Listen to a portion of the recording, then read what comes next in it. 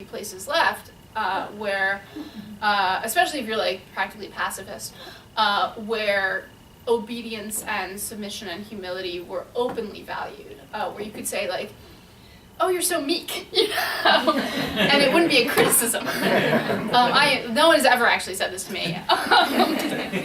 But so sometimes just like people aspire to different things. I haven't needed, because I come from a really privileged background, so I haven't needed to aspire to liberation. I've more been kind of seeking someone to be obligated to, someone to obey. But I think that there's a reason that there are so many metaphors of liberation, and my yoke is easy and my burden is light. Yeah, I was even going to say, I'm not sure that we're talking about a different experience. Exactly, I don't think that we are. One thing I will say, I would not say that I found like freedom. I do in fact feel pretty constrained by the church. Usually I'm happy about that.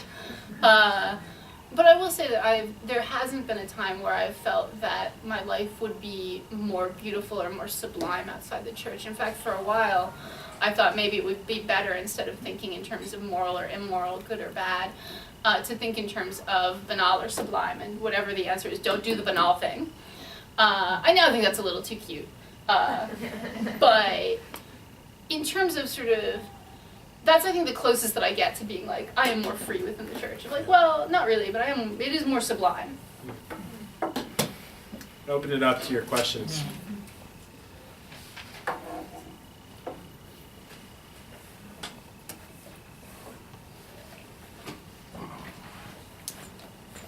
Yes. In the beginning we were talking, the first thing that I noticed was, talking about the relics and how powerful that is, and then discussing worshiping and using the body is so very powerful. And then we kind of segued into the passion, which kind of lends itself to at least conceptually like a weaker, more fragile, form of the body. And so every day I struggle with the question, something along the lines of, I feel both the fragility and the power, body of life, reality. And I struggle to find inside of the church the reconciliation between the two. I know theoretically the answer, but when I wake up in the morning and I'm tired, I feel my fragility. When I catch a cold, I feel my fragility, and then sometimes skipping along the street, and I feel really good, and I feel that kind of visceral energy in my body. So how would you personally answer that kind of question? So, Semi, just so I'm clear, maybe you understand. Yeah, I feel like, so the question is basically, our daily experience of the body includes both fragility, where it seems kind of not particularly great, and then other times we experience great joy in our bodies. And how do we understand that kind of conflicting experience of the body as Christians? So I wanted to talk about this because there's two, not exactly conflicting, but two parallel strains in sort of Christian thought. One being the one that a lot of the phrasing for this talk was put in, of like, the body is beautiful and great, and which is true, right? Like that we were given our bodies; they're gifts, and God is not going to give us a gift that is just sort of pointless or not interesting. But then at the same time, there's an equally strong, if not perhaps stronger, tradition of saying, well, you realize, right, that the body is actually something that you should not listen to all that much, and that I'm rereading Imitation of Christ, and which I love, and he's not going to be the guy who's going to tell you, like, your body is great and beautiful and wonderful. He's going to be the one who say, like, have you considered mortifying the body? Have you considered, like, eating less and talking less and doing less of the things that you enjoy and, like, staying in your cell? And that, like, there's a lot of truth to that, right? That's getting at a couple of really true things. One, how much greater heaven is, right? How much greater the beatific vision is than any of the joy that we experience in the body now. Saying all of that is at best prefiguring something that we've never experienced. And then on the other hand too, right, it's saying, like, look, lots of people experience enormous suffering in life, and to tell them that the body is great and good and full of joy will sometimes ring very false. Not always, right? There are people who experience great physical suffering who nonetheless do experience their bodies as gifts and blessings. But you don't want to tell them they have to. If someone is coming to you and saying, you know, like, I am dying in extreme pain, you know, what does that mean? You want to be able to show them the crucifixion and to say, well, maybe you're entering into Jesus' suffering. Instead of being like, have you considered that your dying, miserable body is also still beautiful? That might be true, but that's for them to get to on their own time and possibly when they are dead. It is not really something that, like, as with most sort of elements of the spiritual life, right, two things are not necessarily in conflict, but you're really going to relate to one of them at one point and not the other. So I hope that at least was somewhat helpful.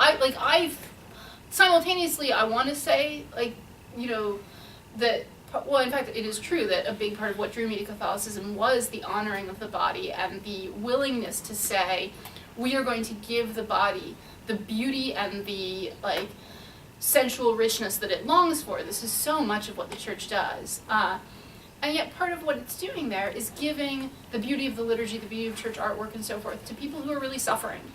That the church is a place where people who are very poor, people who have nothing, right, can come and actually be for free in the presence of physical, sensual, artistic beauty.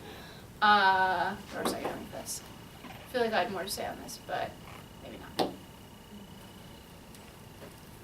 Oh, well, I was going to ask, so when you think about yourself and your journey, who were you and who are you now? Are you more the person you're supposed to be, you think? Or how do you understand your identity and your personality and the evolution that you went through? We've heard a little bit about that, but, you know, maybe if you could go deeper into that. So, I'm not totally sure that I can. So the thing that always comes up now when I talk is that I'm really, really not reflective. And I can talk about, like, Caravaggio for a while, but to talk about where I am right now, like, ask me in 10 years, at which point I'll have some sense of it, maybe. So I don't really know. Arguably, I'm farther now from the person that I'm supposed to be because I know a little bit more about who that person is. So when I fail to be that person, it's actually worse. I don't really know. I have a lot more love in my life now, I think, than I had 10 years ago, for example. I quit drinking, which may have something to do with that. So in general, you know, but it's hard to say. I don't know that I have a sense of sort of who I am, or for that matter, who I was. I think a lot of people who, maybe this is true, a lot of people who write fiction do that in part because we don't have a super good sense of who we are, so we can kind of project certain aspects of ourselves into various characters and then see those aspects. Whereas when they're in us, they're just like jumbling, like chaos of voices. I mean, this is a general question, very general, about your spiritual life. What helps you maintain and deepen your faith? What helps me maintain and deepen my faith? It's hard for me to say, right? Like, I, from the inside, may be totally wrong. I go to confession a lot. The Eucharist, I think, clearly, one thing that I always procrastinate on and don't want to do, and every time I do it, I think, why are you so dumb about this? Why don't you do this all the time? Is Eucharistic adoration. that's something where even when there's no kind of consolations, when there's no like big experience of God, I always walk away from that. And again, that's something that you do very physically with your body, kneeling, and if you do prostrations, doing that. I've started doing that because I got over myself and was like, I don't care if it looks weird and embarrassing. It's what I want to do. So if you do that, you like, for me at least, it's basically impossible to walk away from that and not feel like I'm glad that I did that. But for whatever reason, I'm totally procrastinating on it. So yeah, well, and every form of service, there's not, again, there's rarely a time when I've really put myself out for another person. Well, I'm not sure I can say that. Certainly stuff like serving at the pregnancy center, especially when when there's as little advice as possible involved and as much of just like doing things for people. That's another time when it's impossible to walk away from that and not feel like God is working in this. And especially because that is a time when you're encountering so many people who are really striving to love God, and in times when that requires so much sacrifice from them. So it's simultaneously you're serving, but you're also being inspired, which is like a neat little combination that I'm not sure happens, in every service position. It sounds like your earliest and deepest experience of God was through beauty, through Caravaggio. And I'm wondering, why does Caravaggio move you so much? And why do you think that you were so touched through art? So why Caravaggio and art as the pathways to how God? did that, like, what in your did you have a childhood that exposed you to art, or was that a surprise to you later in life, or did it always feel like a spiritual experience to you? I wouldn't have thought in those terms of art as a spiritual experience, and I wouldn't have even like for a long time. I was definitely around art from childhood, and was encouraged in that, definitely. I think, in that quote from me that you read, I think the word lurid comes up a couple of times, and that's probably the biggest thing that I related to in Caravaggio, the kind of, like Ouija, Ouija, the photographer who did all the crime scenes. There's something similar in Caravaggio with the intense contrast of light and darkness, and then the feeling that we were witnessing violence. And that was, I was a very sheltered child. So that was probably my most intense experience of violence as a child, was looking at Caravaggio paintings. But I think I recognized in them something real, that this was an aspect of the world that was real, and that if you wanted to have any kind of belief system, you had to have some way of understanding what was happening there. You couldn't just sort of say, well, that shouldn't be happening, and that's the only thing you can say about it.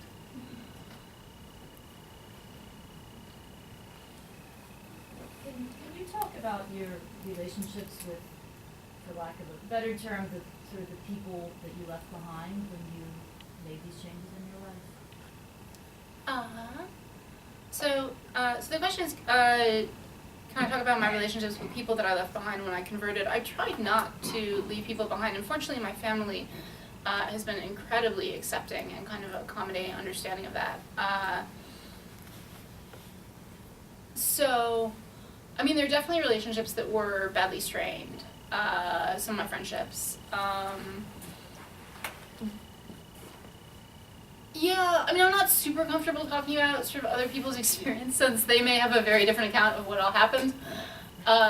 From my perspective, I think there are a couple different ways. Sort of the standard ways of telling conversion stories are either a breaking away from a thing, a rejecting of a bad thing, fleeing into kind of the church as a haven, or a deepening of what you already had. And I think both of those are good. Both of those speak to real needs that people have. But mine was much more a deepening, and I think for that reason, there's been less of the kind, at least I have tried hard not to leave anything behind, but to kind of bring it into my experience of the faith as much as I can, including my relationships. To what extent I've been successful at that has been varied by relationship. Can I just ask a follow-up to that? because I'm curious how your family understands you, right? Me too. Me too. But because it's interesting to me to think about the fact that their experience, what you are, what you live now is very different from their own kind of perception. But they accept you, they love you, you're their daughter. But and then you also have that, right? Who are they, and how does that play into who you are now? So I'm interested about that dynamic of the family, because you have a very unique thing, right? This isn't the story of being cast out because you Right. became a Catholic or because you are gay, right? So like there's something different there, and I'm curious about that experience for you. Well, I mean, like I said, I really do hesitate to talk about kind of What your other parents people, might other think. people's lives. Yeah, I mean, yeah, and There's a question back there. I came in late, so I don't know if you addressed this, but you mentioned the debate vision, it made me think of the resurrection. And on this topic, I mean, I always, especially with my kids, I've always emphasized the new heavens and new earth and the resurrection. I've always felt like, especially kids that have been, they get kind of bored of the idea that we're going to heaven and that's our state, bodiless state. And that's why I'm a big fan of N.T. Wright also. I think there's a tension in theology. It's like, well, sometimes we end with seeing God's face, but it's supposed to be the resurrection and the new heavens and new earth and Revelation, which I think is an incredible vision. So where does that fit into your experience of the body? The idea that, what we could possibly think of the resurrected body, what that would be like. yeah. So the question is basically, that I had talked about the beatific vision, but there's actually a thing that's sort of after that or beyond that, which would be the resurrection, the new heavens and the new earth. And sort of does that complicate or stand in tension with the intense focus on the beatific vision? And it's hard. I'm probably the wrong person to ask, to be honest, because people have different elements of the Christian life that make more and less sense to them. I super tilt way far on the side of the crucifixion, and the resurrection is like, I'm very glad that happened. And similarly, with sort of. I guess the thing that really stands out to me about Jesus' glorified body, which may or may not tell us anything about what our bodies will be like, is that he did still have his wounds. So I get a little concession to my obsession with the crucifixion. And so that does, I think that might suggest something about what the new heavens and the new earth will be like, but what it is, I would really hesitate to speculate. I think that's right. I mean, I think you're pointing out a real thing that I don't that I obviously don't understand, but also sort of don't talk about enough or don't grapple with enough. That is sort of unfortunately something of a vestigial appendage in my personal experience of the faith so far. But unfortunately for that very reason, I don't know that I have a lot to say about it other than to say, you're right, that needs to be a part of how we understand what it means to have a body. That this is not a thing that will be sort of blazed away from us, but that actually, will be renewed in some way.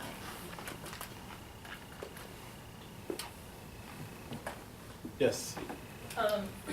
So I'm really excited about your forthcoming book, and I'm wondering if you can kind of tie that into tonight's topic. If, in going through these stories of people who have been hurt by the church or her members, if you can maybe find common threads of how they found healing through the physicality in the church, whether that's through the liturgy or other means, whether that's trends or stories or... Sure, right. So the question was about, does any of this relate to my forthcoming book, which I totally forgot to tell you about. I have a book coming out. I'm actually only the editor. It's an anthology.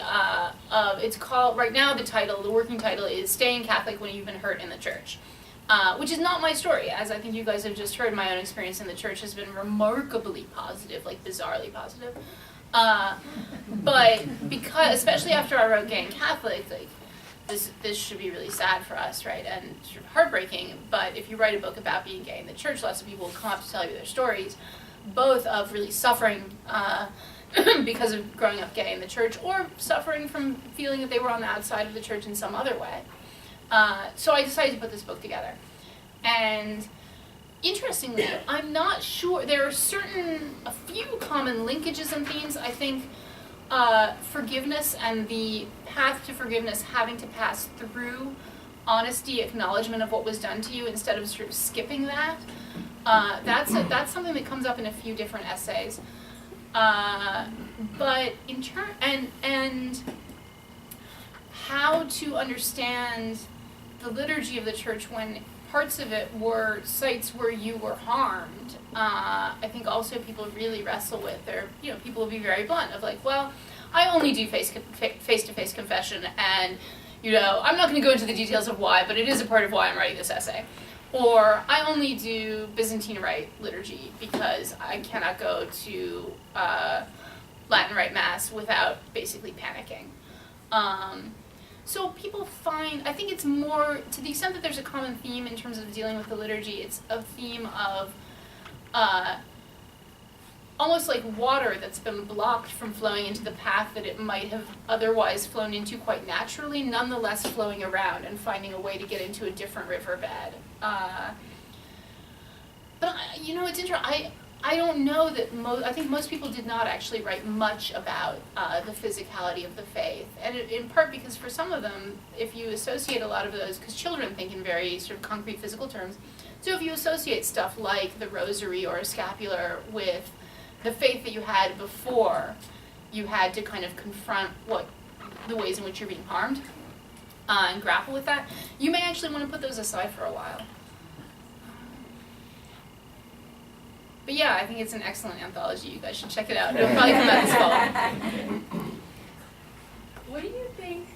I'm really glad that you mentioned, how hard it is for us to physically express our affection for friends, and that's, kind of a thing that didn't exist in the past. That weirdness. Is there, is it just hugging more? What is it that we do to get back to that natural? Yeah, the question is, how do we get back to what we see in Scripture of friends being quite physically intimate with one another? I don't really know, but I'll throw this out there. In extremely anecdotal observation, the cultures where people are very comfortable being physically affectionate with their friends are cultures where homosexuality is virtually unthinkable in public, and cultures where it is totally accepted. Where the fact that people are gay is a normal fact of the diversity of human life. It's like the places that, if you walk down the street in nations where homosexuality is quite severely punished, you can often see guys and women walking together, same-sex pairs walking hand in hand as friends. You can also see guys who are friends, girls who are friends, being very openly affectionate and cuddly with each other in places like college campuses. Where they know that people will not think less of them, that saying, oh, that's really gay is not actually a slur. That to me suggests that there is probably a way through, instead of an attempt simply to return to a time when the idea that friendship could sort of like shade into same-sex sexual attraction was unknown. I don't think we get back there. And in fact, it was, the relationship of sexual sin and same-sex friendship in Christian history has been very complicated and has gone back and forth a lot, from being more suspect and less suspect. I think one way to get to less suspect is simply to make friendship more public, more publicly visible, and more clear that it is part of the support system of our lives. Women's friendships still have some more public visibility, and I think partly for that reason, women still get away with more in terms of physical affection that is not read as sexual. As men, I think it's sort of a spiral, right? That as men's friendships become less and less publicly valued and visible, what physical affection they do show has to be either super disclaimered by like being jokey or being rough play and so forth, or it becomes more suspect. And therefore less done and less visible and more suspect and less visible and more suspect. So kind of what you're saying in terms of like you could try hugging more. I think that's right. Being more upfront and visible in your friendships. But I also think it's going to have to, in the culture we live in now, there is going to need to also be some just like a lack of fear and a lack of the kind of intense discomfort with the possibility that some people around you are gay. If we can get past that and to have it be like, look, the church understands sexuality to be best channeled in certain ways and not other ways, that's fine. But the fact that people want things should not be terrifying, should not be kind of a public threat. That's where I'm coming from. Other people, I think, will strongly disagree with that. But I don't think today that we get back to physically intimate friendship without having less kind of inflamed fear around homosexuality. Yeah, I noticed it in the school, right, where people are afraid to hug because all hugs are considered at some level possibly sexual. So teachers are afraid to hug their students, and parents are awkward when they see a hug, and it's an interesting Yes. Do you have any thoughts on theology of the body? Do you think that maybe actually, do you think it actually contributes to our idea of channeling love is channeled into sexuality, or just curious about your... Yeah, so theology of the body. It's been a long time since I read theology of the body. I think one potential criticism is why when we say theology of the body do we think about sex as opposed to work or how we treat prisoners or like any number of things that powerfully affect the meaning of the body. On the other hand, arguably, right, like what the theology of the body does that I find really powerful is pointing out that in Scripture, the difference in humans is not about power or or maturity. It's not the difference that we see at the beginning that is pointed out as so kind of powerfully constructive of what it means to be human is not a difference between adults and children or the rich and the poor or the races, God knows, but between men and women. And that there is something in that difference that is fruitful and that structures kind of human society, even before they have kids. That it is not actually, because Adam and Eve, who he's constantly going back to, don't have children until they leave Eden, and he's always going back to their life before that. So I think there's something really powerful in saying union with difference is at the core of what it means to be human, and seeking union with what is different from oneself is at the core of what it means to be human, and that difference is best represented as in sex difference as opposed to the many other differences that we see in society. Many of which we don't necessarily want to be the core difference in human life. So there are things about it that I find really compelling and powerful and beautiful. I think that if you are sufficiently, I don't know, I was almost an English major. So to me, saying like, man and woman are iconic realities that when they appear in a poem or a play or a story, they're not just like any specific, they're not like solely the specific character, but they in some way represent what it is to be a man or a woman. That's actually fairly powerful to me. And I think that the theology of the body kind of captures that. That there's an almost poetic meaning to sex difference, as opposed to a purely social, political meaning.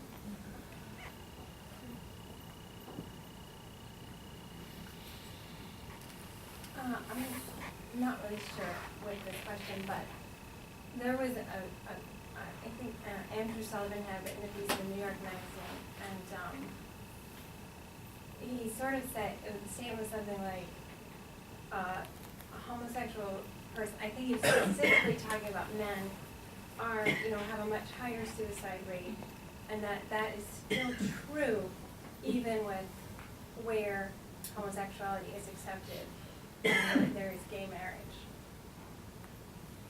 So I wonder if it's like, what you say, like this is just an inflammatory topic, or if that, like I guess where does that unhappiness come from? I guess is my question. Or is it so much that there is no, for a man in particular, there is no real outlet for that sexual energy? Yeah. So the question is basically, what's the deal with persistent gay unhappiness, even as society becomes more accepting? I hesitate to throw out too much out here, right? Lots of lots of things are correlated with stuff like depression. You know, arguably, people have argued that creativity and depression are correlated. Like, if I recall correctly, IQ and addiction are correlated. So basically, like, there's a lot of weird stuff going on in the human psyche that I hesitate to say too much about. It is also true that the experience of realizing that you are in a minority group that is not shared by your parents and family is in itself pretty difficult. I think it might have even been in the same article that you're talking about that there was someone talking about the gap in time between the realization that you are gay and the telling of other people, and then the